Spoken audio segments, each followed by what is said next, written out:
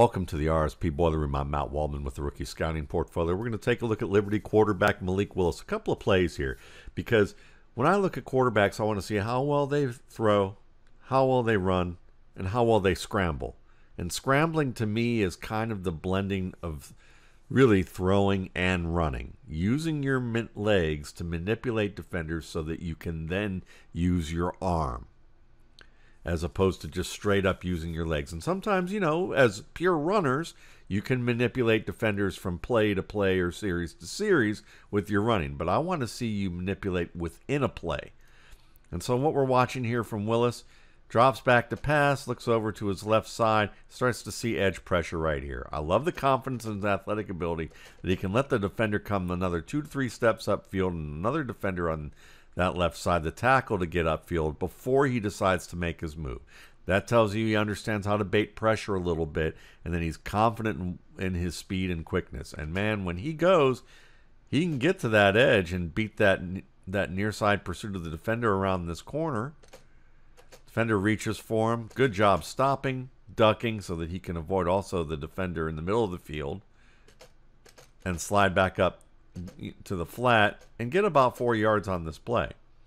He does a good job to handle this defender in space, who reaches for him, swatting away with that stiff arm and getting a net gain of 3. But here's the thing, net gain of 3, or maybe, a 6 to 7 yard gain on a pass, maybe more if the receiver breaks a tackle. Now, I'm not telling you he should be thrown to this outside receiver at the 40, at the numbers at the right side, when there's a flat defender, in front. This is right for getting cut off if Willis threw the ball right here.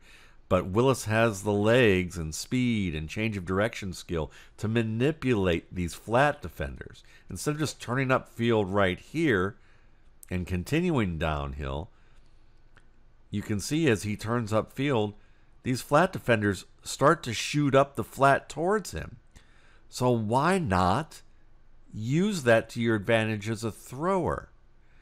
Instead of running completely downhill here, he still has these defenders drawn up, and look where his receiver is wide open now. Instead of just being bent on coming downhill here, now turn outside, flow outside, and make a quick throw. And you've got yourself 8 or 9 yards right here instead of a gain of 2 to 3 where you're taking a hit and having to stop, start, and put stress on your legs even more. Why not just make the easy throw now? You've manipulated the defense. So I want to see Malik Willis do a better job of using his legs to set up his arm, because this is something right here. He can take another 2 steps right here, start to bend outside. Could have bent outside a little earlier, and these defenders are still going to slide up in the flat, and he could just throw that ball because the defender over top is too far away, and Willis has the arm here. Here's the next play, and you're going to see a good example of here with Willis that he's going to buy time, but it's really by accident, it's not by design, because you're going to watch him here, feel that pressure off the edge, and he's going to climb the pocket. But he's looking to run. He's already tucked, his pads are down, his head's down over his knees. This is not a guy who's sliding up in the pocket, waiting, trying to stay in a throwing position. He's running. That's going to draw this linebacker up, number 1. And when he sees that as he gets outside and he sees the defenders in the flat, he's forced to have to work outside because he can't get downhill on them, and he knows it.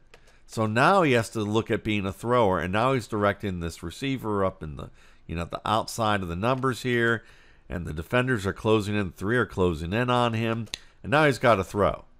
And at this point, he's going to have to make an off-balanced, around, basically off-platform throw on the move to his left, with a defender in his face.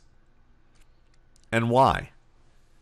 I mean, this is one of those things where you want to buy time, but you want to know how to buy the time. When is the best opportunity or best scenario to buy that time? And this isn't it. He's missing receivers maybe on the backside as a possibility to handle, because he was so quick to run downhill instead of just climb the pocket. Climb the pocket 2 steps. Now he can look at these defenders and anticipate whether there's room. And I would have argued that he would have had a chance to see if this receiver would have come open with the defender coming downhill here. I don't think it would. I think he would have still found himself going outside here. But here's the thing. Even though he may not have accessed any defenders here with a climb versus a run, and the result didn't seem to make much of a difference, the process would, because a defender could fall down. He could have more time to be able to throw the ball here. Those things happen. But on top of that, it's the decision-making to understand when to throw the ball away. Because now that he's running instead of scrambling, and now he has to decide to scramble because his running lanes are cut off, now he's forced in a position where he really should just throw the ball away. Or if he sees this receiver and thinks he can squeeze it in there with the leverage advantage, he should be throwing that. But he doesn't see any of that. He's fixated on a receiver near the line of scrimmage who he's going to have to make a very difficult throw to. He should just throw this ball away if that's his only choice that he sees. Okay? And because he doesn't throw the ball away, the receiver drops his pass. The ball's too far inside and high. The receiver tips this pass. If he just tips it slightly different, this could be an interception. He could tip it high and it goes a little bit higher and takes longer to drop to the ground, and the defender at this left sideline could wind up catching it. Maybe the inside pursuing defender could have caught this. I mean, look how close that was to that defender. So you could have created an interception which gives your opponent field position that's already in field goal range, if not within the red zone. So game management has to be better here when I look at Malik Willis. You know, these are situations where you want him to use his legs intelligently to manipulate so that he can create better throwing lanes. But when that doesn't happen and he gets pinned in, instead of being stubborn about trying to make a play, understand where you are on the field and just throw the ball away and live for another day.